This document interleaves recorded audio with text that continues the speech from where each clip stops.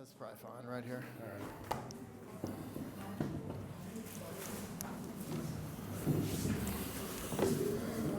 Good afternoon, everyone. Thank you for coming out. Welcome to the Prince Abdullah bin Talal bin Abdulaziz Al Saud Center for American Studies and Research. My name is Adam Waterman. I am Assistant Professor of American Literature and Cultural Studies here in the Department of English at AUB. And it is my great pleasure this evening to introduce our speaker, Professor Walter Johnson. Professor Johnson would like you to know some things about himself. He would like you to know that he is an historian, which is very impressive.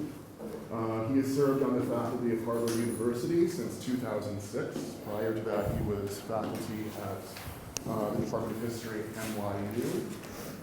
At Harvard, he is the bearer. He has collected many august titles, among them the Winthrop Professor of History, Professor of African and African American Studies, and he's also the director of the Charles Warren Center for the Study of American History. For his books Soul by Soul from 1999 and River of Dark Dreams from 2013, he has received numerous awards, including the Francis B. Simpkins Award from the Southern Historical Association, the John Hope Franklin Prize from the American Studies Association, the Scheer Book Prize from the Society of Historians of the Early American Republic, as well as the Frederick Jackson Turner and the Avery O. Craven Prizes from the Organization of American Historians.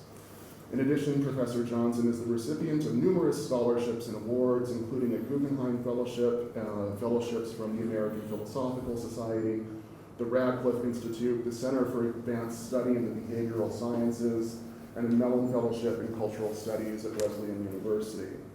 His lecture this afternoon is drawn from new research for a book in progress that will explore the central role of St. Louis, Missouri to the history of empire and racial capitalism in the United States, from Lewis and Clark to Michael Brown. I also need to tell you that Professor Johnson has recently been arrested. That's supposed to be a laugh line, so Not here. I didn't deliver it well.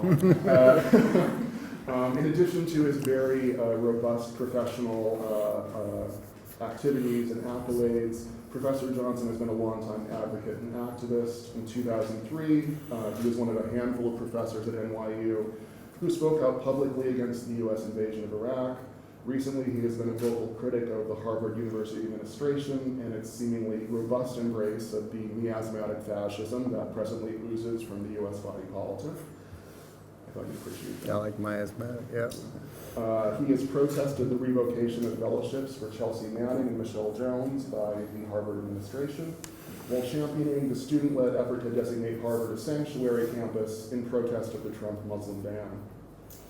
He was arrested a little over a month ago with 30 other protesters from Harvard and affiliated Boston area universities for acts of civil disobedience staged in protest of Chief Executive Trump's executive order rescinding DACA, the Deferred Action for Childhood Arrivals program, and in solidarity with the some 800,000 undocumented student dreamers that DACA protected from unnecessary and unjust deportation.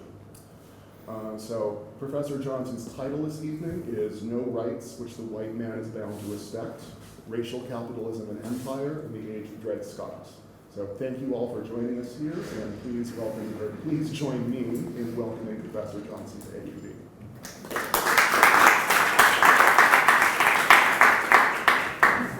All right. Can you all hear me okay? Thank you for coming. It's great to be here. I'm honored, and I've had a terrific time being here. It's nice to see Adam again. I'm going to read, which is what I usually do, and it's going to take probably about 55 minutes, which is slightly longer than what I usually ask of people, but things both in the present day and historically in St. Louis are so egregious that 55 minutes is a short amount of time to allot for it. Okay. On the 28th of April, 1836, Francis Mcintosh, a free black steward aboard the steamboat Flora, alighted on the levee in St. Louis. Best as anyone could later tell, as Mcintosh crossed the levee and walked into town, he was overtaken by a pair of white sailors who were running from the police. Whether he impeded the police, ignored their shouted commands to help, or simply did not understand what was happening around him, Mcintosh was taken into custody by Deputy Sheriff George Hammond and Deputy Constable William Mull. As they neared the jail, Mcintosh drew a knife from his coat and cut Hammond's throat. He then turned to Mull, driving his knife upward into the constable's stomach as the white man bent to shield his dying partner. Mcintosh began running down 4th Street toward Market, passing as he did across the front of the courthouse, across the front of the courthouse square, where a decade later, Dred Scott would file suit against his owner. He made it as far as Walnut Street before he was surrounded, taken to jail, and locked in a cell. Outside the jail, a crowd began to gather. There were later reports that Hammond's widow and orphan children were there, and that their keening grief enraged the crowd. A group of men soon forced their way inside, overwhelmed the sheriff, and pulled Mcintosh outside. They dragged him a couple of blocks up Chestnut Street and tied him to a tree. Members of the neighborhood fire company stacked wood around his feet. Mcintosh was silent while they worked. Only as those flames rose around him did he begin to pray and then to scream. Some of those who watched in the crowd later remembered that he had continued begging to be shot even after his eyes had burned in their sockets. The lynching of Francis Mcintosh transfixed the nation. Elijah Lovejoy, who would later become celebrated as the nation's first white anti-slavery martyr, detailed the murder and its aftermath in a series of articles published in his newspaper, the St. Louis Observer. Perhaps it was this sort of coverage that made Lovejoy an outspoken opponent of slavery, persona non grata in St. Louis. By the end of May, public pressure had forced Lovejoy to leave St. Louis for Alton, Illinois, across the Mississippi. In November of the following year, a mob from St. Louis crossed the river and set fire to the Illinois warehouse where Lovejoy kept his printing press. When Lovejoy tried to save the building from burning, somebody shot him. As he lay dying, the mob carried his press down to the banks of the Mississippi, broke it into pieces, and threw it in. No one was ever convicted of his murder, which John Quincy Adams termed, quote, a shock as of an earthquake throughout the continent. Both murders caught the attention of 28-year-old Abraham Lincoln, a legislator in the Illinois House of Representatives, known mostly at that point for his strong support of African colonization, the idea that free people of color in the United States should be sent, quote, back to Africa. In January of 1838, Lincoln delivered a speech before the Young Men's Lyceum in Springfield, Illinois, on the theme of the perpetuation of our political institutions, which has since become known as the Lyceum Address. It remains one of the most pointed and eloquent defenses of rule of law recorded in the annals of the history of the United States. Of Mcintosh, Lincoln wrote, his story is very short and is perhaps the most highly tragic of anything of the length that has ever been witnessed in real life. A mulatto man by the name of Mcintosh was seized in the street, dragged to the suburbs of the city, chained to a tree, and actually burned to death. And all within the single hour from the time that he had been a free man, attending to his own business and at peace with the world. Lincoln well knew that Mcintosh was a dead man the moment he cut Hammond's throat. He would never have left the St. Louis County Jail alive. But the way that he had died, the public and violent exercise of white supremacy beyond law, had an import beyond the plain fact of his death. This mobocratic spirit, Lincoln wrote, would eventually drag down the innocent with the guilty. It would destroy, quote, the walls erected for the defense of the persons and property of individuals. And finally, and tragically, it would cause even the best Americans to lose faith in their government. Whenever the vicious portion of the population shall be permitted to gather in bands of hundreds and thousands and burn churches, ravage and rob provision stores, throw printing presses into rivers, shoot editors, and hang and burn obnoxious persons at pleasure and with impunity, depend upon it, this government cannot last. As he would 20 years later in Springfield when he invoked the notion of a house divided to describe the nation's predicament, Lincoln alluded to domestic space to illustrate his understanding of historical time. Let reverence for the laws be breathed by every American mother to the lisping babe that prattles on her lap. And then, most famously, in short, let it become a political religion of the nation. And like Christianity, the lessons of the political religion were embodied in the mortification of the flesh. The lessons of the American Revolution, Lincoln argued, had been carried forward to succeeding generations in the form of, quote, the limbs mangled, the scars of the wounds received, a history that could be read and understood alike by all, the wise and the ignorant, the learned and the unlearned. But the revolutionary generation had passed on, and with them the object lessons proved by their, quote, mutilated limbs. In their stead, Lincoln feared, had been placed the body of Francis Mcintosh. His body, or the remains of it, left at the place of execution. The burned tree left standing on the corner of 7th and Chestnut for years after that, an attraction for whites traveling on their way west, a forbidding warning for blacks who had the misfortune to pass by it, some of whom bravely adorned it with yellow ribbons. The body of Francis Mcintosh was a lesson. In St. Louis, that mute lesson was given voice by the judge who presided over the grand jury that investigated the lynching, a judge named, with grim irony, Lawless. When it came time to instruct the grand jury about their legal responsibilities, Judge Lawless foreshortened Lincoln's premises. A lynch mob was, quote, a force unauthorized by law, and burning alive a, quote, mode of death forbidden by the Constitution. But unlike Lincoln, Lawless discerned in the burning of Mcintosh, quote, a principle of even higher import to the community, a higher law than the Constitution.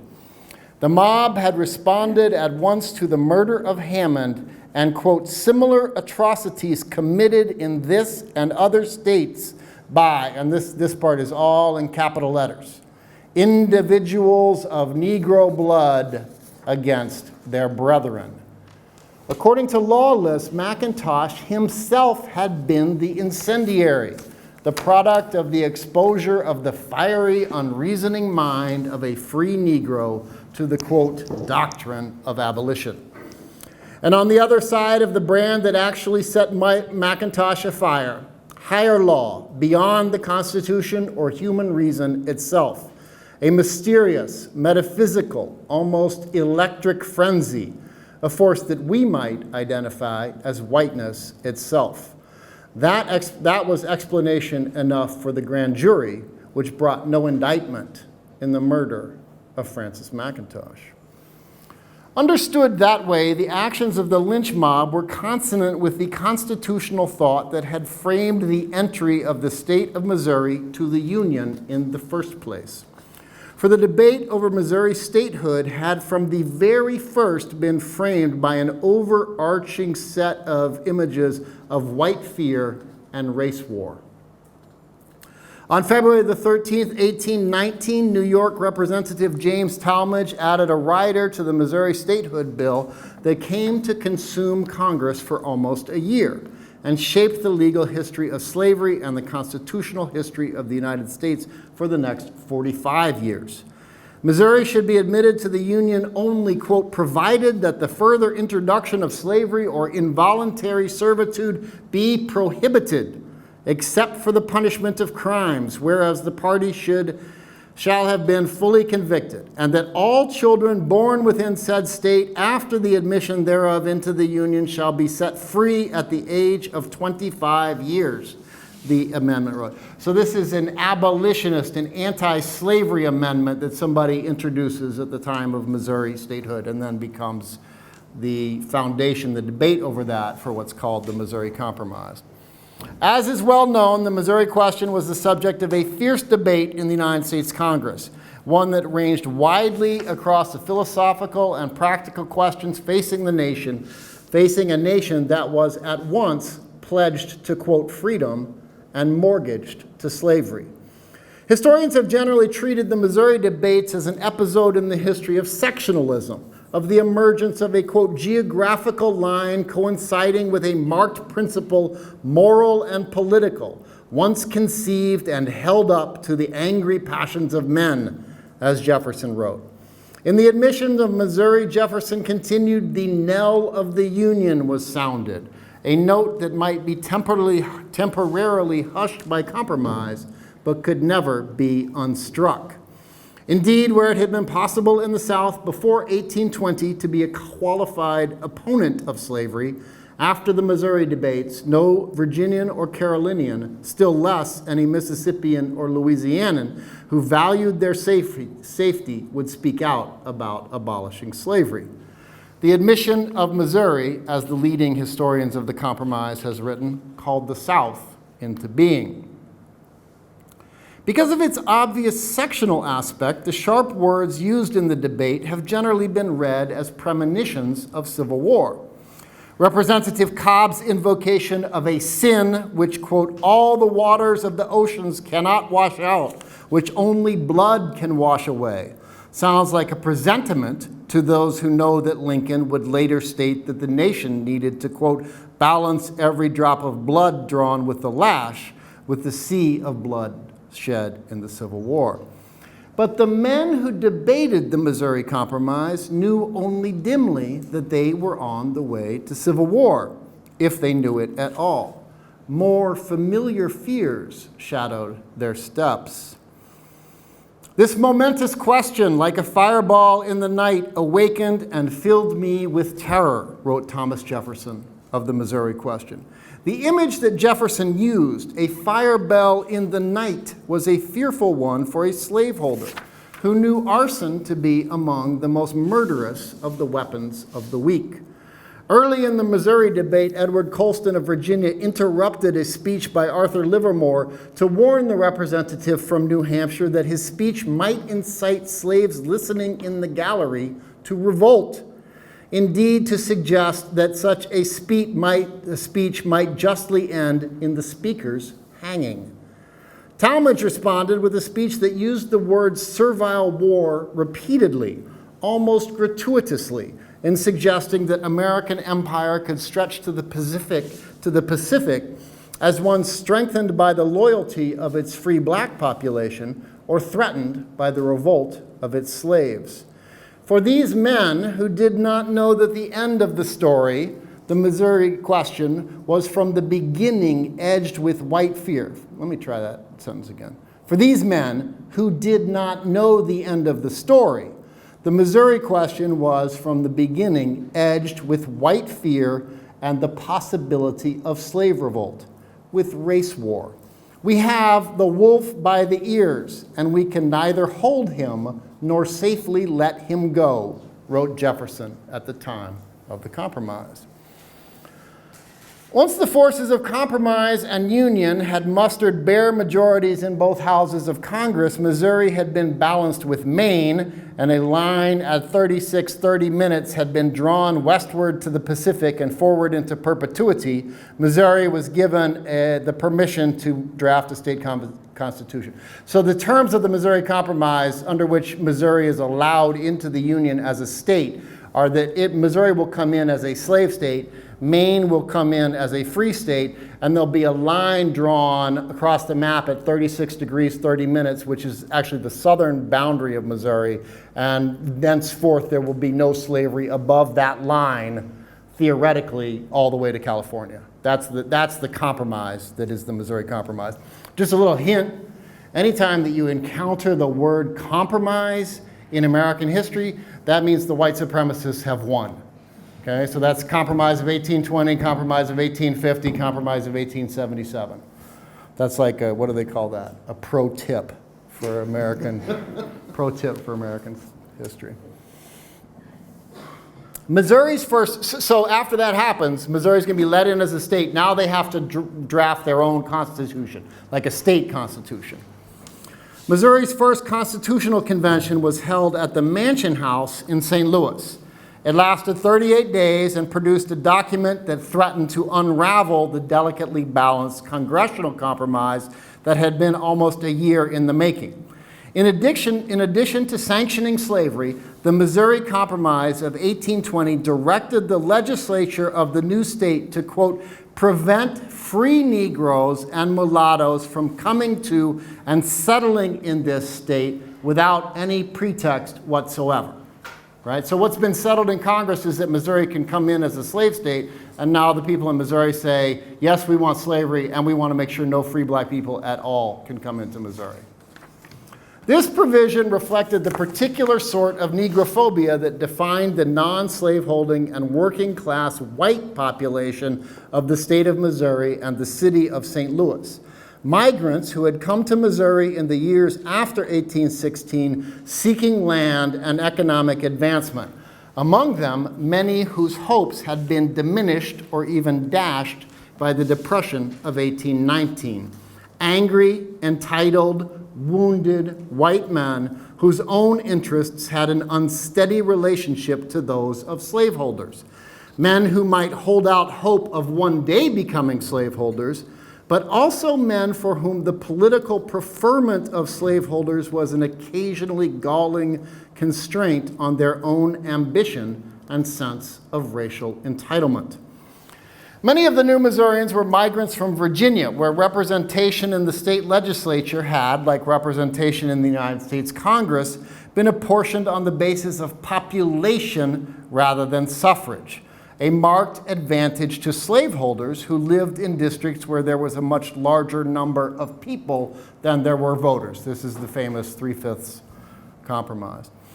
In Missouri, things would be different. Along with the provision forbidding the in-migration of free people of color, the Constitution of 1820 contained a provision apportioning representation in the Missouri House and State Senate according to a census of the state's free white male inhabitants.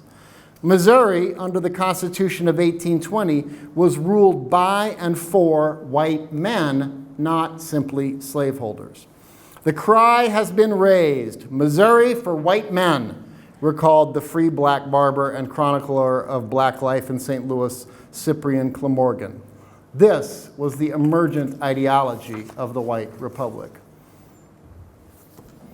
St. Louis in particular was increasingly dominated by wage-working white men. In 1820, there were just over 8,200 whites in St. Louis County, as compared to 1,800 enslaved people and 225 free people of color. By 1860, the census taken in the county recorded 182,000 whites, 3,800 slaves, and 2,100 free people of color. No southern city had such a small proportion of slaveholders among its white population. In St. Louis, only about 14% of white households contained a slave. In Charleston, the comparable figure was 75%. For non-slaveholding and working-class white men, free blacks were a barrier to high wages.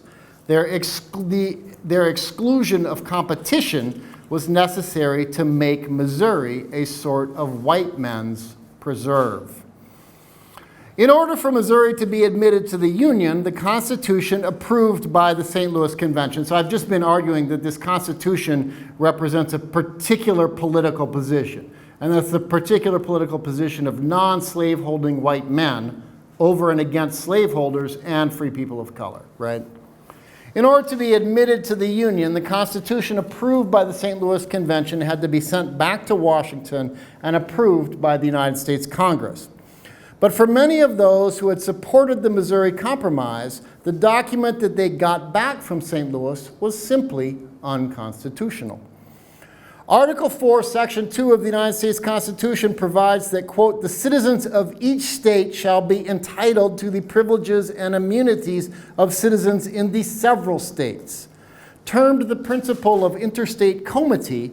In practice, this clause means, and was in 1820 taken to mean, that individual states are not allowed to discriminate against the citizens of other states. So you can't say everybody from Pennsylvania, has to drink Diet Pepsi.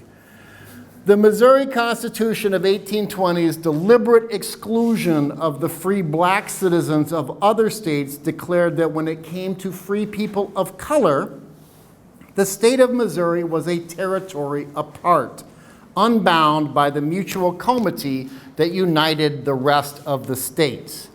As such, the Constitution drafted at the Mansion House was a milestone in the legal history of both white supremacy and states' rights. A long and pointed debate considered the fate of this apparently unconstitutional state constitution. And in February of 1821, the final admission of Missouri to the Union was approved by the United States Congress, provided that the state constitution's stipulated ban on free black migrants, quote, shall never be construed to authorize the passage of any law by which any citizen of either of the states of the Union shall be excluded from the enjoyment of any of the privileges and immunities to which such citizen is entitled under the Constitution of the United States. So basically they say, your Constitution can't say what it actually says, but we're going to let you be a state anyway. Okay, that's the second Missouri Compromise. Throughout the antebellum period, the state of Missouri insistently curtailed the rights of free people of color. Under the 1835 revision of the statutes of Missouri, free people of color were required to obtain licenses in order to reside within the state. Those found unlicensed within the state might be auctioned off as runaway slaves if they could not otherwise prove their freedom, or ordered to leave the state within 3 days. And in 1847, the state of Missouri reiterated the Constitution of 1820's commitment to states' rights and white supremacy. Quote, no free Negro or mulatto shall under any pretext emigrate to this state from any other state or territory. After 1847, it was the legal duty of every justice of the peace, county clerk, and judge in Missouri to violate the United States Constitution by enforcing that law. That the struggle over the constitutional limits of white supremacy began in St. Louis should not be surprising, nor should the fact that it began with the question of the territorial regulation of free black mobility, with the question of the spatial aspect of racial hierarchy.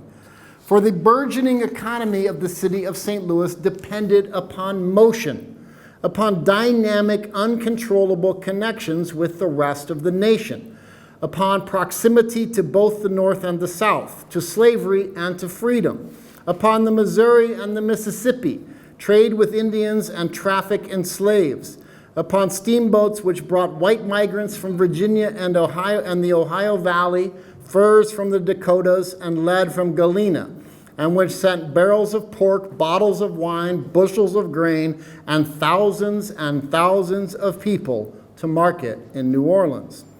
On the levee in St. Louis, the Missouri Republican enthused in 1855, the sugars of the South lay mingled with the cereals of the North, and the manufactures of civilization contrasted with the peltries of the Indian. In the years between 1820 and 1860, the population of St. Louis increased 16-fold, from 10,000 to 160,000.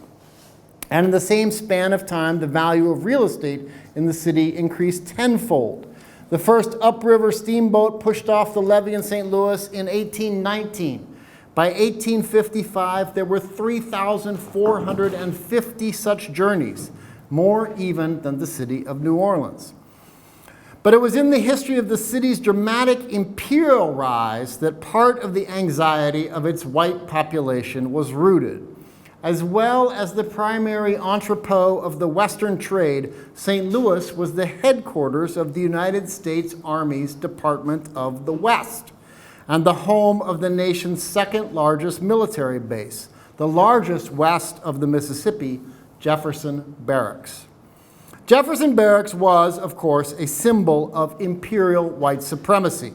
Virtually every Indian war fought by the United States of America was staged out of or supported from Jefferson Barracks. But Jefferson Barracks was also, perhaps paradoxically, a constant reminder of the fragility of white freedom. For it provided the city of St. Louis with a continual round of deserters being hunted down and flogged. Flogging was the standard punishment in the United States military until 1838. Indeed, in 1836, the commanding general at Jefferson Barracks, Henry Atkinson, was compelled to publish a statement in the Missouri Republican assuring the public that the rumors of Army officers cropping soldiers' ears were unfounded. In St. Louis, at any given time, there were hundreds of white men living in an open sort of bondage. The free black people who white Missourians so feared were, in many cases, strivers like themselves, although they strove without the entitlement of white skin. Firemen and cooks on the western waters, artisan barbers in the city's hotel, or steamboat stewards like Francis Mcintosh. They were described by Cyprian Clamorgan, the self-defined social luminaries of free black St. Louis were men like Albert White, quote, one of the most expert chin scrapers in the city, who kept a barber shop on the corner of 4th and Pine near the courthouse. Or Frank Roberson, one of the talking barbers who worked out of a shop in Barnum's Hotel. Or Henry Alexander Millet, a seller of vegetables, quote, much patronized by the steamboatmen. Or James Nash, a steward above the D. Perry, running packet service up and down the Missouri River.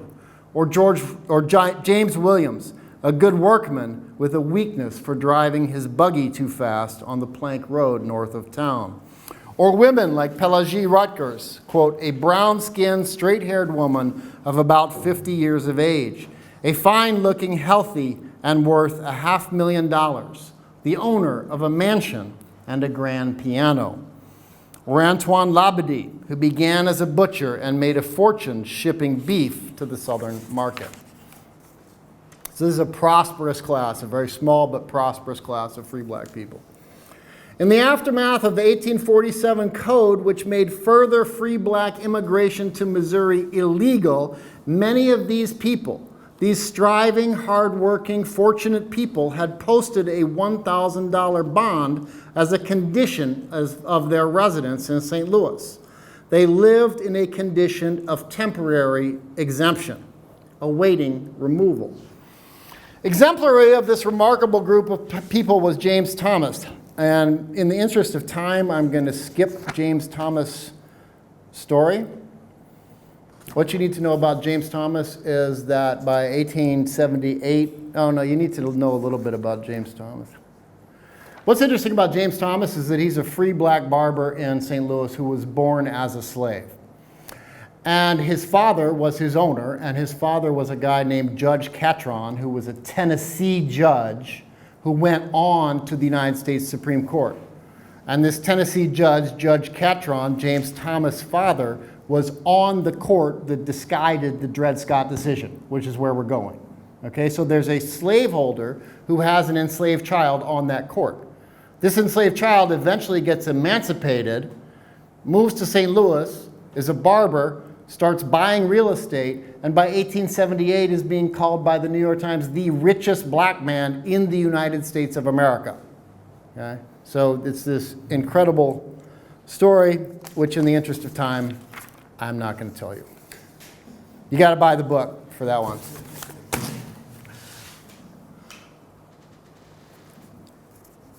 And more about Thomas.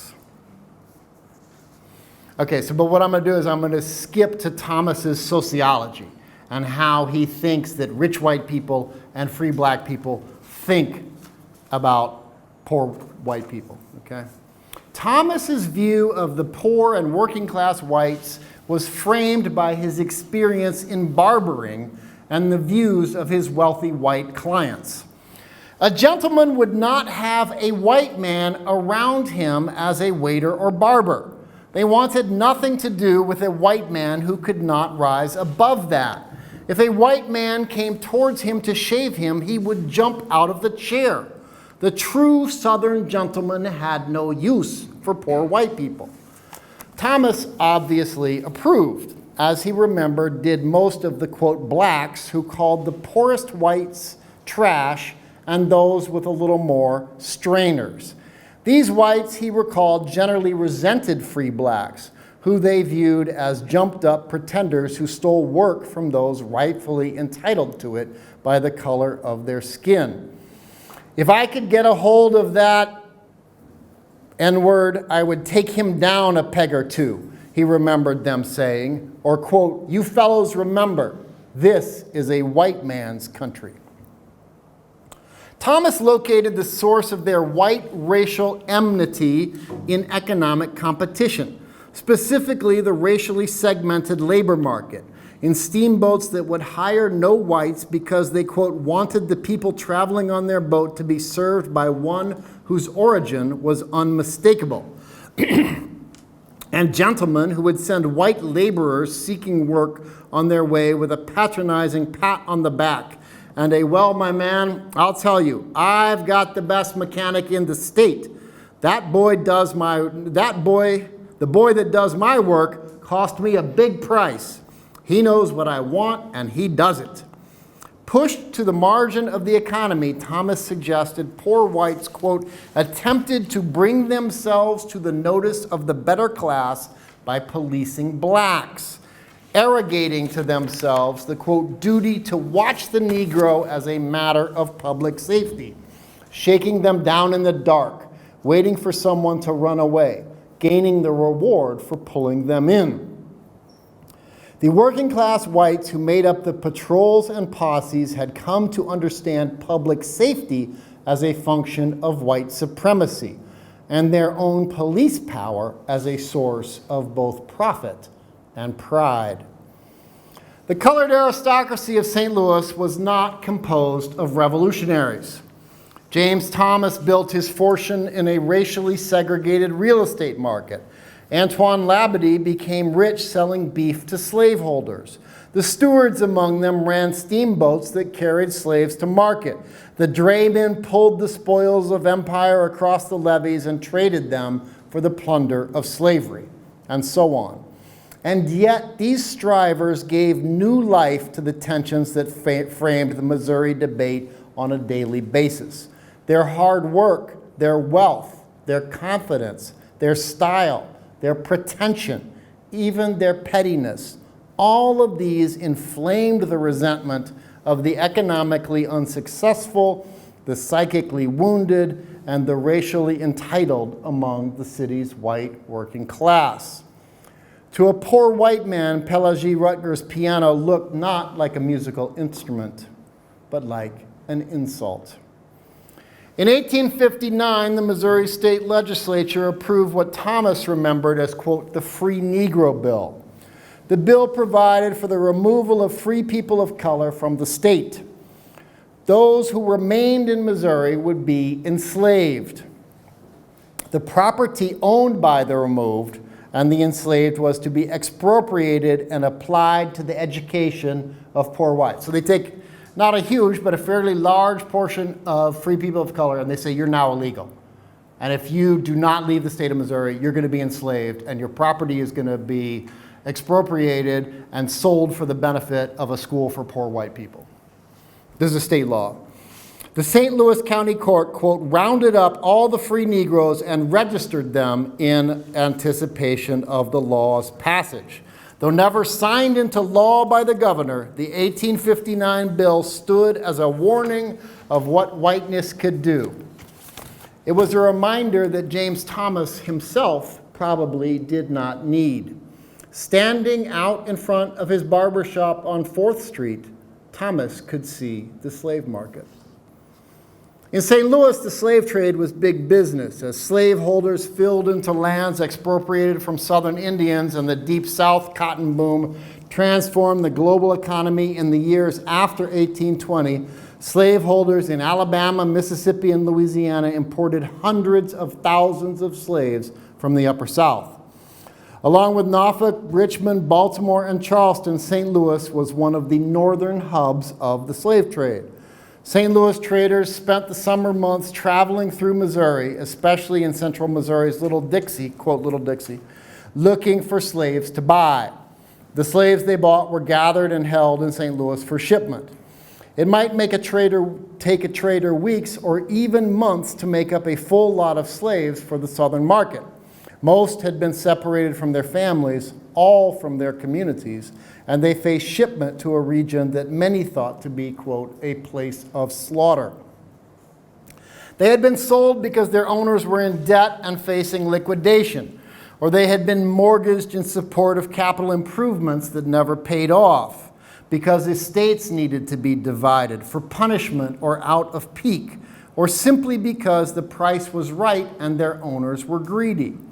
Before shipment, while they were still in Missouri, the traders judged them to be flight risks and kept them jailed in their high-walled downtown pens. The lucky ones among them might have a chance to see their family before they left.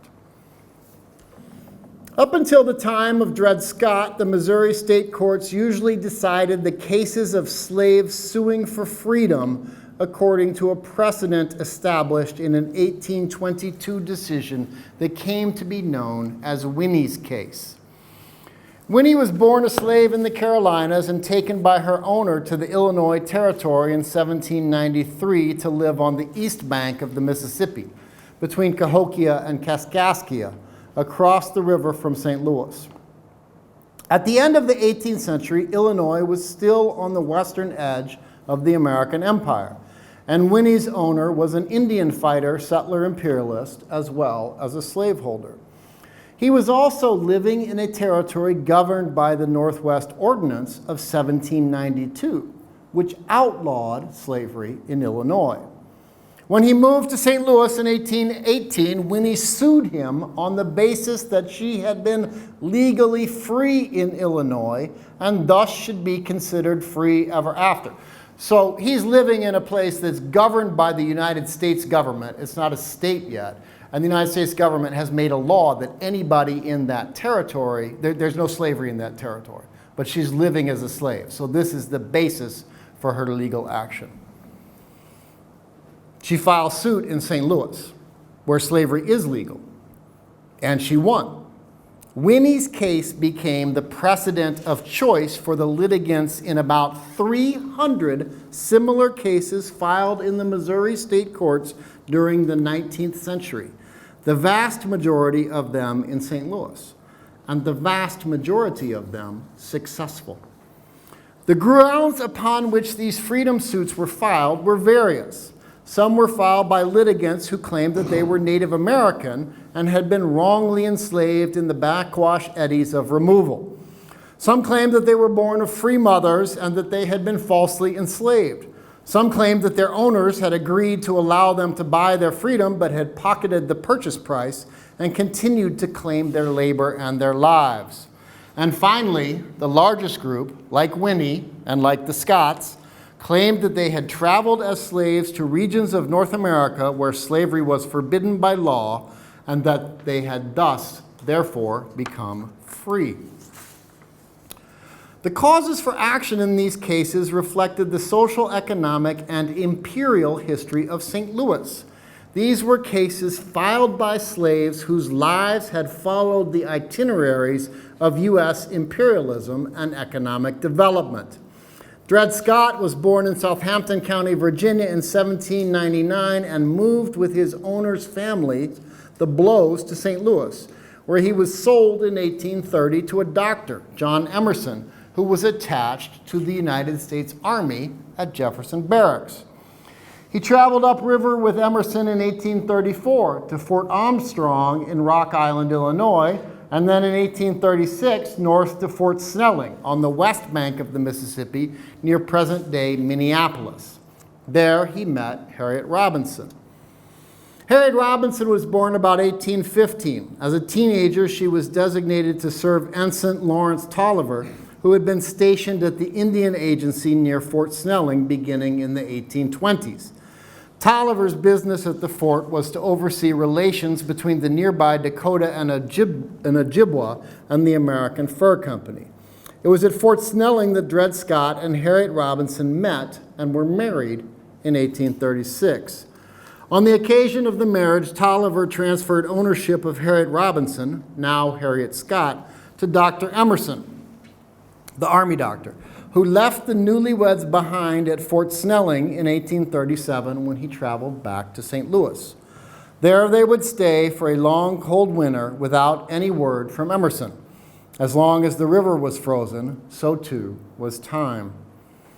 When the ice in the river broke up and the first steamboat of 1838 arrived at Fort Snelling, the Scotts received word that their owner had married in Louisiana and they were to travel down to meet him. The Scotts' first child, a girl named Eliza, was born on board the steamboat Gypsy as they traveled south to meet Emerson. Another girl, Lizzie, was born at Jefferson Barracks 7 years later. By 1840, Emerson and the Scotts had returned to St. Louis. In 1843, when John Emerson died, the Scotts became the property of his widow, Irene Sanford Emerson. Having tried and failed to purchase himself and his family in 1846, Dred Scott first filed suit in circuit court against Irene Emerson. So it's a freedom suit on the basis that he's lived for a short time in Illinois and a much longer time in Wisconsin, along with his wife and one of his children. In 1850, in accordance with a quarter century of precedents in the Missouri state courts, the Scotts were ruled free by virtues of the years they had spent in Illinois and the Wisconsin territory. But in 1852, the Missouri Supreme Court overturned the lower court, basing their decision largely on pragmatic grounds. The case came to the courts, quote, swathed in the dark and fell spirit of abolition, and it did not, quote, behoove the state of Missouri to show the least countenance to any measure which might countenance this spirit. Emancipating the Scots, the Supreme Court decided, would be a threat to public safety. By 1853, the Scotts refiled the case in federal district court, so in the United States court rather than the state court. In federal district court in St. Louis, where the judges ruled that the case was one properly settled in state court, thus deferring to the 1852 ruling that the Scotts must remain slaves. The Scotts appealed to the United States Supreme Court, where the case was heard in the December term of 1856. The decision was announced on March the 6th, 1857. It's about 160 years ago. For Chief Justice Taney and the 6 other justices who concurred with his decision, Chief Justice Taney, the principal issue at stake was the question of whether Dred Scott had any right to sue in the first place. The Chief Justice's decision defined the right to seek redress in federal court as the sole prerogative of citizens of the United States.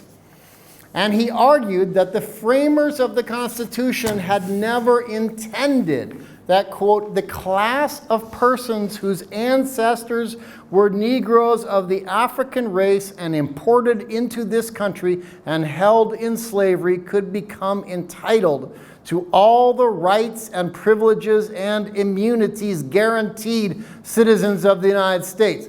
So he's going back to that same clause in the Constitution, Article 4, Section 2. And he's saying, well, you don't need to worry about interstate comity for black citizens because there's no such thing as a black citizen. Would the founders have been so stupid that they gave members of, quote, the African race exemption from the special laws that regulated their behavior? Would they have allowed them to travel from state to state without pass or passport and go where they please at every hour of the day or night without molestation? Would they have allowed them to hold meetings upon public affairs and to keep and carry arms wherever they went? Of course not, he answered for himself, for so doing would inevitably have endangered the peace and safety of the state. Confusing black men, even if emancipated with citizens, Tawney argued, was dangerous. It was but a step from that to war. The solution of the problem of democracy amidst diversity for Tawney was not black citizenship, but black slavery. Being of an inferior order and altogether unfit to associate with the white race either in social or political relations, and so far inferior they had no rights which the white man was bound to respect, the Chief Justice wrote in the most notorious passage of his decision, blacks had been and were ideally suited to be, quote, treated as an ordinary article of merchandise and traffic whenever a profit could be made by it. Slavery and race war were, for Tawney, two sides of a single coin. And coins, he might have said, have only two sides. Like the debate over the Missouri Constitution of 1820, Chief Justice Tawney's decision hinged on Article 4, Section 2 of the United States Constitution and the question of the privileges and immunities of the various states. For Tawney, only the United States of America, the federal government, could make a person into a citizen. Whatever the rulers of any of the given states might choose to do with those residing within their borders, they could not make them citizens, for they could not speak for the rulers of other states in making such a determination. Thus, the Constitution would not allow any single state to, quote, embrace the Negro African and raise him to the rank of citizen and immediately clothe him with all the privileges of a citizen in another state. For Tawney, the, quote, Negro stood exposed, naked, before the dominant race, and had no rights or privileges but such as those who held the power and the government might choose to grant him.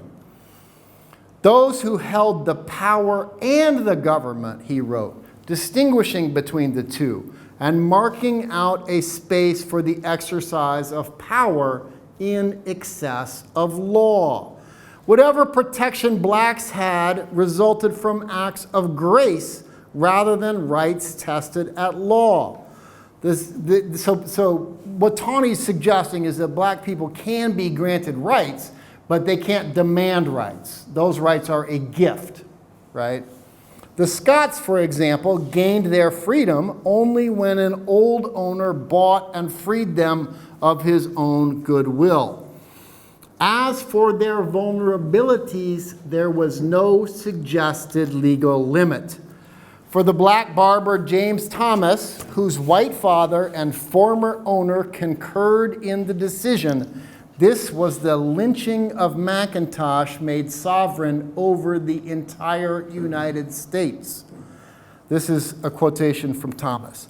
That the Negro has no rights that a white man is bound to respect is shown by the mob going after the blacks and endeavoring to wipe them out, he wrote. The Dred Scott decision reflected the politics of race and slavery in the city from which it emerged, a city in which fear and resentment of free blacks was expressed as white supremacist absolutism.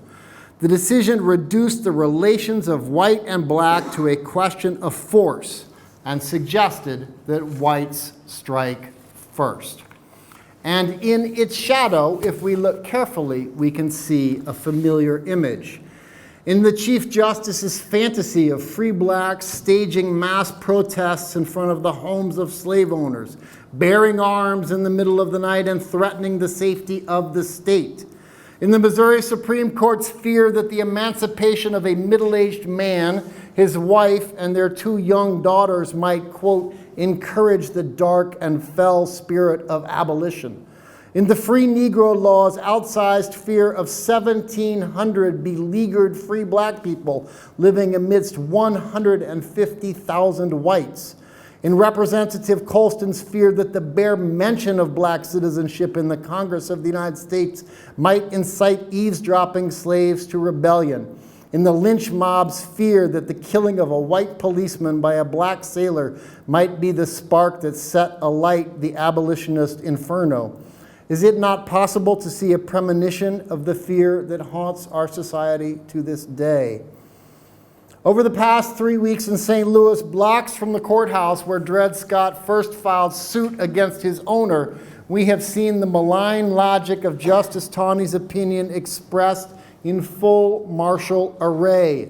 Police officers indiscriminately surrounding and arresting crowds of people, some of them protesters, some of them journalists, some spectators, some of them simply passers-by, and one of them actually an undercover policeman, punitively and repeatedly macing and pepper spraying the same compliant and still surrounded crowd as they kneeled on the ground awaiting arrest. Responding to peaceful protests with overwhelming force.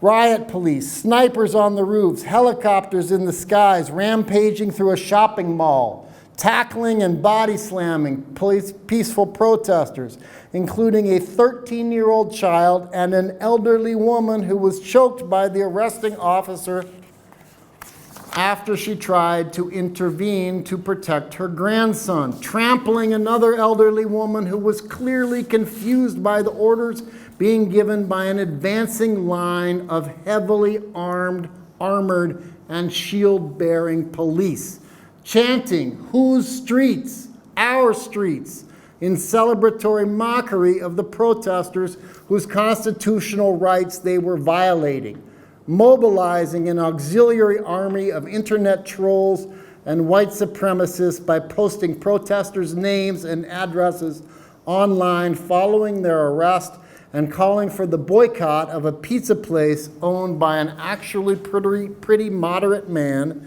who dared to say some sympathetic things about the protesters. And yes, it is true, on one night of these 24 nights of rage in the city of St. Louis, some shop windows were shattered by protesters on the Del Mar Loop. The most recent round of protests against police misconduct in St. Louis followed the acquittal of former St. Louis Police Department officer Jason Stockley, who was accused of the 2011 murder of Anthony Lamar Smith. After an initial confrontation with Smith in a restaurant parking lot, in which Stockley wielded an AK-47, which he had brought with him to work from home in order to what? Smith fled in a car. During the car chase pursuit that followed, Stockley was recorded by the dash cam recorder in his police cruiser saying, "We're going to kill this motherfucker." And minutes later, he made good on his promise, firing 5 shots into Smith's vehicle after his partner had crashed into it on the street.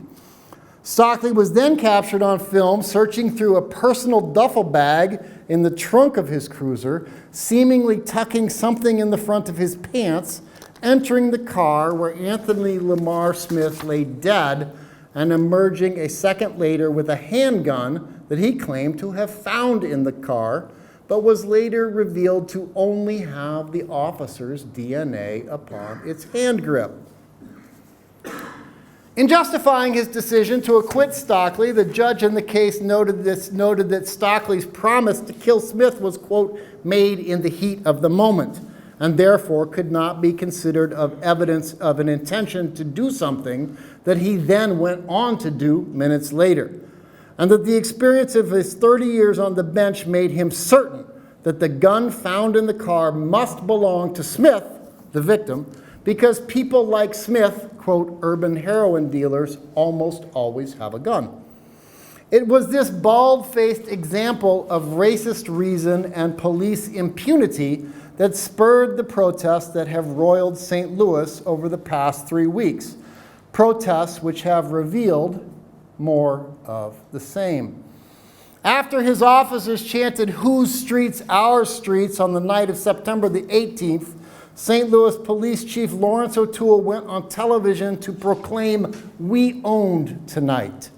St. Louis Mayor Lyda Krewson's response to the out-of-control police rampaging through the city that she allegedly governs has been tepid at best. In response to the officer's chant, she said, "I wish they wouldn't have said that." Asked about O'Toole's response, she observed what was empirically true, that it was inflammatory, before reiterating her confidence in the chief and canceling town hall events where she was scheduled to meet her supposed constituents. Missouri Governor Eric Greitens, for his part, has cheered the cops on. For several days during the mayhem, his Twitter feed was topped by a pinned tweet containing an embedded video showing 4 police officers carrying a protester face down, suspended between them by his cuffed arms behind his back. Saturday, this is what he wrote, "Saturday, some criminals broke windows and thought they'd get away. They were wrong. Officers caught them, cuffed them, and threw them in jail." The governor, to whom, under the Missouri law, the officers of the St. Louis Police Department notionally answer, enthused. Never mind that the man being tortured in the video turned out to be a student at nearby Washington University who had just been walking by when he saw the police rushing at black protesters and felt that he should intervene by standing in the way. It perhaps goes without saying that those who seek to exercise their constitutionally protected right to assemble in the street and speak their minds will find no support from Jefferson Beauregard Sessions' Justice Department or from police brutality's cheerleader-in-chief, Donald Trump. What we have seen develop in St. Louis over the last 3 weeks is the outline of an actually existing police state. There is no apparent check on the actions of police officers, but the limits of their own energy and the dictates of their own conscience. 160 years ago, the Dred Scott decision effectively argued that black people lived in Missouri by the grace of white people. There was no legal limit to what white people, either individually or constituted as the local or state government, might do to black people. Only those set by white people themselves. For black protesters, their white allies, and anyone else unlucky enough to be standing nearby, St. Louis today represents a fearful image, part fulfillment, part portent, of the world according to Justice Robert Taney.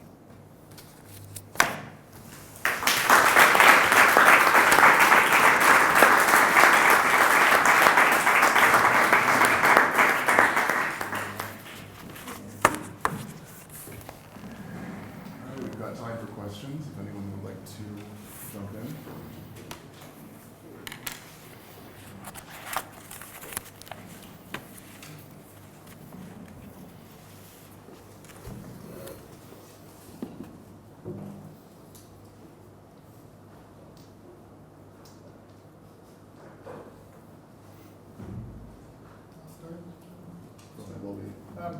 Thanks for this presentation. I appreciate you coming here. I was thinking, can you say something a bit about the sources you use to compile both the historical bit and also the contemporary, and to what degree there's kind of a difference in the sense of writing? I mean, I don't know how much you're writing as contemporary history as part of the book, or how much as the framing. Yeah. Of the history. So, I mean, let me answer the long way around, which is that I didn't actually intend to write a book about St. Louis. I'm from Missouri, and my entire life has been devoted to leaving Missouri. So, although I love it, I mean, I don't mean that as casting aspersions on Missouri. I mean, I do, I guess, but I also love it. I have a love-hate relationship with the place that I'm from. Professionally, I've definitely tried to move. But in 2014, I was invited to St. Louis to give a lecture on some other theme, and it was going to be in October of 2014, and Michael Brown was shot on August the 9th, 2014, and I felt like I couldn't go there without talking about Michael Brown. And so I started to study St. Louis, and I started particularly to study the political economy of Ferguson. And what I found at Ferguson, what I'm still trying to tell everybody about, which is why I started answering the question this way, is that there's a $24 billion a year company headquartered in Ferguson, Missouri. And so then you might ask, well, why is it that the police are farming poor black motorists for traffic tickets when there's a $24 billion a year company in the city limits, right? And so that then led me to a sort of a study of the political economy of race and real estate, tax abatement, in particular in St. Louis. And that then sort of led me outward to want to try to write the history of St. Louis. So in that sense, my concern about St. Louis is very presentist. Now, the book, I think, is probably not going to juxtapose the two kinds of analysis in the way that I just did. So in the book, this chapter would probably end with the Dred Scott story and then move on to the history of the Civil War. But that hangs over it, and I think will be part of it, whether it is in the introduction or the preface, or whether it just appears sort of in chronological order at the end of the book. That said, one of the amazing things about St. Louis is the way that everything is stacked on top of one another. So I was telling Adam the other night, in about maybe 1834, William Clark, who's the explorer of Lewis and Clark, right, has dinner at his farm with Robert E. Lee, the future Confederate general. So these guys have dinner in St. Louis in 1834. So that's an amazing moment. It happens on Clark's farm, which is at a place called Beaver Pond in St. Louis. Well, Beaver Pond in St. Louis today is in a municipality called Pine Lawn. Okay, so Pine Lawn at the time of World War II was famous because the largest small armament plant in the world was in Pine Lawn, Missouri. This fantastic armament plant. So that's a place that provided the United States military with weapons. In the shadow of that armament plant, there was a guy who grew up and raised his family who was a St. Louis police officer. And that particular St. Louis police officer's last name was McCulloch, and he was shot to death in the Pruitt-Igoe housing project in, I can't remember, maybe 1965. The Pruitt-Igoe housing project was the most famously dysfunctional housing project in the United States that was eventually dynamited. That policeman's son was named Robert McCulloch, and he was the prosecutor who refused to charge Darren Wilson with the murder of Michael Brown. Michael Brown himself is actually not from Ferguson, Missouri. He's from Pine Lawn, Missouri. He was visiting his grandmother in Ferguson, Missouri when Darren Wilson shot him. So that seems to me, in a way, that's like St. Louis is telling me, right? These things are connected. Everything in Ferguson jumped off on West Florissant Avenue. Emerson Electric is up there on West Florissant Avenue. It's 200 yards from every photograph you saw of Ferguson had, the cameramen, with all due respect, had to consciously avoid filming Emerson Electric because it sits over Ferguson. But Emerson Electric and where Michael Brown was shot, which is near West Florissant, and where all the uprising was, that's the same street, West Florissant Avenue, where Dred Scott is buried. He's buried a mile away on that same street. So the back and forth for me is essential to the project. That's perhaps a longer answer than you wanted. But I'm going to speak very briefly about sources. This incident with Francis Mcintosh was very famous in the 19th century, right? And so you have Lincoln writing about it in what turns out to be a very famous speech. The Lyceum Address is a very famous speech. John Quincy Adams talks about it. Congressional debates. James Thomas wrote an autobiography. And so the part about Thomas is based on his autobiography. The part about the free black community in St. Louis is based upon this sort of gossipy book that this barber called Cyprian Clamorgan wrote about all of these people. He profiles all of the free black, what he calls the aristocracy, probably about 150 different sorts of biographical, semi-snarky entries in there. And then there's an extended reading of the Dred Scott decision. there are great secondary sources on. So if you're interested, for instance, in these freedom suits, there's 2 or 3 really good books about that. And then the stuff about 2016, most of this is just watching live streams. There are several really activist live streamers who have filmed these encounters. They've been written about fairly extensively in the St. Louis Post-Dispatch. St. Louis Post-Dispatch is seen by most of the protesters as a police-aligned paper, but the St. Louis Post-Dispatch's editorial position and even the reporters have been outraged by this. I mean, I don't know if you all have heard about it at all.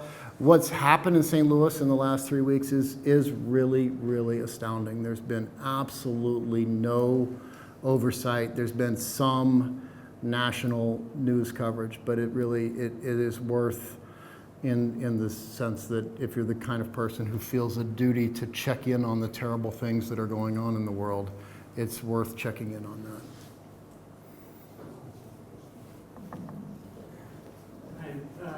Thanks for a wonderful talk. I was wondering, just out of curiosity, if you could explain the time lag between in the suit, like the freedom suit, so Winnie, Yeah. the Winnie case or the Dred Scott case, if I understood correctly, the moment which justifies their freedom is in, Right. in the distant past. Absolutely. Or significant, or some timeline. Right. Why all those years? So the cases are always based, but many of the cases are based upon a prior moment at which somebody has lived in a territory where there is no slavery. Their ability to then file a case depends sort of on an itinerary of enslavement. And interestingly, these cases are filed in St. Louis, in Missouri, where slavery is legal because the St. Louis courts are deciding this way. So there are some few cases that are filed in Illinois on the same basis, and the Illinois courts are not deciding the cases this way. So some of that lag then is going to be when people finally get to St. Louis. Some of it is going to be, as it was with the Scots, when something else in their life happens that makes this important. So Dred Scott in 1846 tried to buy his family's freedom. And when the owner says no, it seems to his biographers, that's the moment that he says, well, okay, I'm going to try this court remedy. It's not an easy thing to do, is the other thing to say about why the lag, because while during the duration of the trial in the state court, the presumed to be free but treated as slaves litigants are confined in the courthouse and hired out for the benefit of the state. Right? So that means for the first part of any one of these trials, the litigant is actually living in jail. So there's substantial costs to filing it. Now, then the other part of the lag is the lag between Winnie's case, which sets the precedent, and the Scott's case, which is the first one in Missouri Supreme Court to get turned away. And that's about a 30-year window where there are 300 of these cases.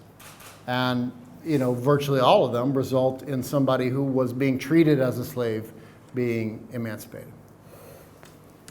And that's all. There are records of all those. I haven't done work in them, but other people have done terrific work on them in the Missouri State Court records.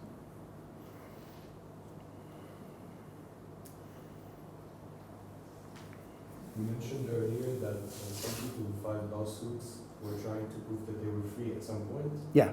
How can they prove that?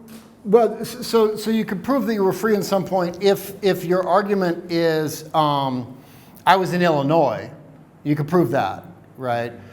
If your argument is, my mother was a free person, then you could actually, in some cases, produce legal documentation of your mother's freedom. And so under the way that slavery moves intergenerationally in the United States, condition follows from the mother's condition. So if you can prove that your mother was a free person, then you're effectively proving that you are a free person. There are cases that I've worked on and read in Louisiana that hinge upon the litigant trying to prove that they're white. And so that there's two very, very famous cases that produce all kinds of documentation about whether or not so-and-so was treated as white in this environment in, say, Texas, or whether or not so-and-so is actually from Germany. So those are some of the causes for action. Then the other one would be if you could prove that you are a member of a Native American group that's been removed, so when they're taking the different nations and moving them to Oklahoma, say, or to Arkansas, and you can say, well, no, I'm actually not an enslaved person. I'm a free person, and maybe I look different than you because I'm Osage, right? So those are the ways those are the main causes. But the main one in St. Louis is I have been in Illinois, or I have been in Wisconsin. I've been somewhere where slavery is illegal. And that's interesting to me because it's directly related to the history of United States imperialism. Because these people, these slave owners who are taking enslaved people to Illinois and Wisconsin are often military men. And so they are up there as part of some kind of U.S. military operation or oversight of territories that were Native American land and are now being claimed by the United States. Yeah. Thank you. That was very, very rich. And sorry I missed the beginning, so I'm not sure how you framed the lecture. But I was wondering whether either in the book or just through your research and your writing, whether you at all engage with this notion of emancipation in and of itself. Do you follow these emancipated characters and their lives? And if so, what kind of reflections you have on that? Because it seems to me the leap from that period to what's happening now presumes a kind of an argument that almost says we remain in this state of unfreedom. And I wonder whether you also problematize emancipation in the book more largely by following these stories and not kind of folding it into this simple narrative. That's great. That's terrific. Yes, I mean, and I think that the juxtaposition here is meant to be a polemical point about the current moment in St. Louis rather than the history of African Americans in St. Louis. So, so there's several things to say about that. One is that the next chapter is about the Civil War in St. Louis and what I see as kind of an alliance between communists, like real communists, real German communists who are very powerful in St. Louis, and self-emancipated people, and that plays out in a certain way in St. Louis, which is the first city in the United States where a general emancipation order is issued in August of 1861. And that's an action that Lincoln then walks back. So it's and then followed up the history of what I know the most about. I mean, I don't really know anything, about the 1880s and 90s yet. That's all work I have to do. But one thing I'm extremely interested in is about the history of what you could probably call the black radical tradition in St. Louis in the 20th century. So, which I'm going to tell you backwards, okay? So one of the people who I have talked with some and admire a lot there from the Ferguson uprising is there's a hip hop artist called, an activist called Tough Poe. And he has a mentor who he talks to a lot, who is an older guy from the struggles of the 60s and 70s called Percy Green. Percy Green is a legend. Percy Green is a man in 1964 who climbed the St. Louis Arch to shut down construction on the arch because there were no blacks being employed in its construction. So, but if you talk to Percy Green about actions that he was involved in, it turns out that sometimes there was a man there called Herschel Walker. Herschel Walker was a black communist who was the head of the Communist Party in St. Louis in the 20s and 30s. And so just through those three characters, right, you have a tradition of activism that goes back to black communists in the 1920s and 1930s. So another example of this is that the first sit-down strike in the world, you know, when people are in a factory and they say, we're going to stay here. We're going to stay here in your factory until you give us what you want, occurred at Emerson Electric in 1936 in St. Louis. Emerson Electric is the same company that's in Ferguson today. Okay, that's Emerson Electric. That strike employed a method that had been developed by black women nut pickers in a nut picker strike in the 1920s in St. Louis. So it is absolutely, as you suggest, a much more dynamic and complicated history rather than one terrible pessimistic moment.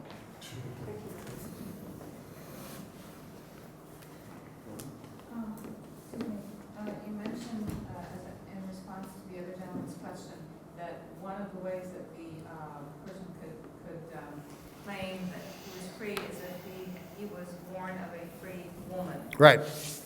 And this may seem like a very naive question, but is that because oftentimes the fathers were white? Yes. And free, and therefore Right. it wasn't any. Well, so descent in different slave systems is mapped differently. But in North American slavery, and really in slavery throughout the Americas, descent is accounted for matrilineally. And so condition follows the mother. And that does simplify determinations of conditions. And so that's why in American slavery you do have so many slaveholders who are the parents of their own slaves, who are the fathers of their own slaves, right? Now, there are cases where, where white women have children that are fathered by black men or by enslaved men, and those children are free, right? And then there are, at some point I knew much more about the heritability of condition in Ottoman slavery, which is different and fascinating. And I am virtually certain, although I don't entirely remember right now, but I think it follows the condition of the father, which then sets up all kinds of really interesting problems. But that's how this Supreme Court justice can have this enslaved son who still is a slave until he gains his emancipation. He buys his own freedom after working as a barber in Nashville. That's how James Thomas got emancipated. Thank you for the talk. It occurs to me that some of the more famous books about whiteness studies over the last couple of decades are centered in Missouri, St. Louis, George Lipschitz, David Roediger. So you've already touched on the different class differences. I think the term you used was nut strainers. Mm-hmm. That's Thomas's phrase. You also talked in one of the answers about the German communists. I was wondering if you talk maybe a bit more, if you have anything about the constitution of whiteness at this time and how that develops. Yeah, so first of all, it is, I think you're right. I mean, and I think it is interesting that George Lipschitz taught at the University of Missouri, St. Louis for a long time. And I do think some of his insights, he's written about St. Louis, he's written about Ivory Perry.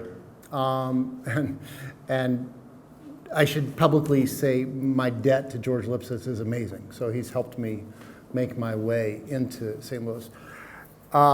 David Roediger is himself from Cairo, Illinois, which is nearby, and has also written about St. Louis.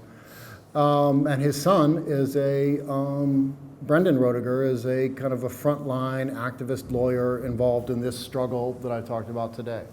So yeah, there's some real heroes there. Part of the story, and again, this is a story which I have in my mind in outline, but I don't have it completely laid out, is about the process by which the St. Louis Germans become white. And so the St. Louis Germans, by and large, are anti-slavery at the time of the Civil War. I think it is safe to say that they are the most radically anti-slavery aspect of the Union Army coalition. There are actual communists who are involved in the United States Army from St. Louis. Franz Sigel is the most famous. He's very famous as far as the history of the Civil War. There's a saying, there's a song that German soldiers going to war sing about that they're going to fight mit Sigel. There's a statue. I guess I don't want them to start taking down communist statues in St. Louis, but there's a statue of Franz Sigel in Forest Park in St. Louis to this day. There's a guy called Joseph Wedemeyer who was friends with Marx and Engels, like pen pals.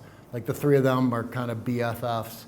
And Wedemeyer is the publisher originally of the German Ideology. He's the publisher of the 18th Brumaire, which was published in New York first.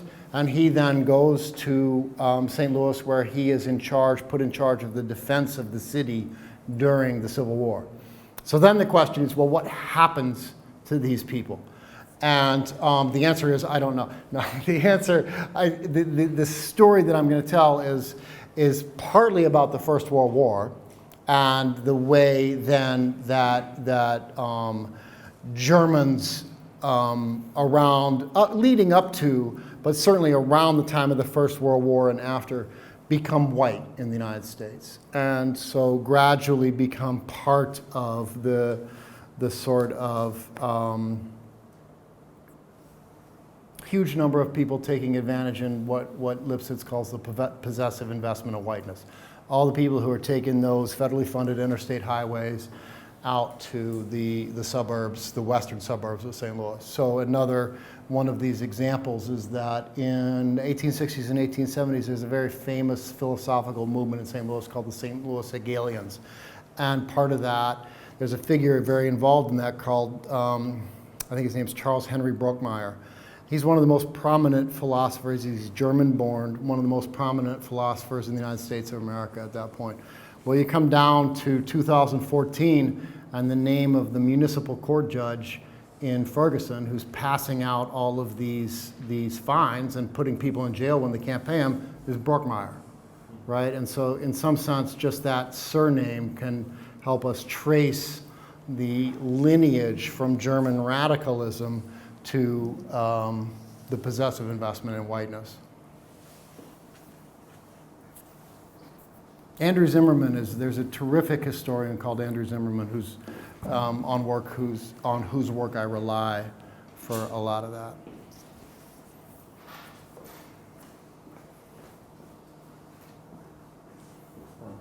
Sorry, I have one more question. Yeah. You may have mentioned this before I started with the repetition. I don't understand what you mean by the Germans became white. So part of the what's interesting about thinking about the history of the United States is that there's a moment at which ethnic differences between what are conventionally called ethnic whites are more salient than they are today, right? And so in 19th century politics, the differences, the Germans are seen as a very self-contained and group that may or may not have the same political rights as native-born white people, right? And there's a huge set of conflicts over whether or not Germans are going to be allowed to participate in politics, or Irish are going to be allowed to participate in politics. And there's a lot of, there's actually election time violence over this, right? So white isn't white. white isn't white in that sense. And this is, and so then there's actually a fascinating legal history of whiteness, of who's allowed to claim to be white in the United States. Interesting from this part of the world, that most of the litigants in these famous cases are Syrians, who are Christians who come and claim the privileges of whiteness, and then this gets litigated out, and there's finally a Supreme Court decision which says, yes, Syrians are white. So the question then is how it is that people like my family, right? I mean, my ancestors are German and Irish, but I didn't really grow up thinking in any kind of socially salient way that I was German or Irish. I grew up thinking I'm white, and people treated me like I'm white. And so that's what I mean by that. Samir. I'm not a specialist in that story, but when one hears about this racial discrimination in the U.S. and the slavery, it's all racial. It's white versus black. Here, of course, religion plays a very, very vital role. It's discriminatory practices. Now, I assume that the slaves were Christians. Am I right? By and large, yeah. I think that the most of the population is Christianized over time, and now what's the reason for that is partly has to do with the peculiarity of the United States, which closed the Atlantic slave trade in 1808. So that means that there are not slaves from Africa coming to the United States in as great numbers after 1808. There is some smuggling. So the slaves, when they come from Africa, are Muslim, or they're different sorts of animist African religions, all kinds of religions. So, but yes, they are increasingly, over the long period of slavery, Christian in the United States. So my question Yeah. is, how does the Christian white reconcile this racial discrimination on religious basis? Yes. I understand racially, then one can... Absolutely. So, but I've never heard you this argument in the American context. How do you reconcile it? They choose the biblical passages very carefully. So, they're mostly New Testament passages, right? Because the Old Testament is a revolutionary text. So they choose Romans, servants obey your masters would be one. They are very, very interested in the biblical notion of dominion. And so the idea that because Christians have been given dominion over the earth, it's their responsibility to take all of the different sorts of beings, including lesser sorts of human beings, and rule over them to make the earth flourish. They rely on the biblical story of Ham, right? Who looks at Noah's nakedness and is thus cast out, and his line is supposed to be hewers of wood and drawers of water. So those are the basic, and then there's a even more complicated thing, which has to do with how they are Protestants. And so the notion that people may be socially unequal, right? Enslaved people and their owners may be socially unequal, but they're all equal in the eyes of God. So you might say, or I might say, well, then social inequality is the problem. But what a slaveholder will say is, in the spectrum of time that really matters, which is salvation, they're going to go to the same reward we are. So stop bothering me about their temporal enslavement, because I'm looking out for their soul. So there's all kinds of twisted ways that they do it. And then, enslaved people in their Christianity, both learned Christianity and vernacular Christianity, rely upon different parts of the Bible. All right, well, let's give Dr. Johnson a break.